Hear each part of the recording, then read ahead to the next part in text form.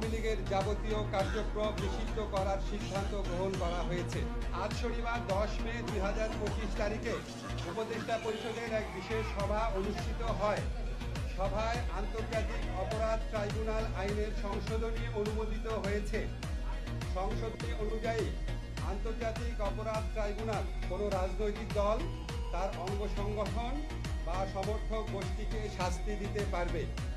উপদেষ্টা পরিষদের বৈঠকে আন্তর্জাতিক অপরাধ ট্রাইব্যুনালে বাংলাদেশের আওয়ামী লীগ ও তার নেতাদের বিচার কার্য সম্পন্ন না হওয়া পর্যন্ত দেশের নিরাপত্তা ও সার্বভৌমত্ব রক্ষা, জুলাই আন্দোলনে নেতাকর্মীদের নিরাপত্তা এবং আন্তর্জাতিক অপরাধ ট্রাইব্যুনালের বাদী ও সাক্ষীদের সুরক্ষার জন্য সন্ত্রাস বিরোধী আইনের অধীনে সাইবার স্পেস সহ আওয়ামী লীগের যাবতীয় কার্যক্রম নিষিদ্ধ করার সিদ্ধান্ত গ্রহণ করা হয়েছে।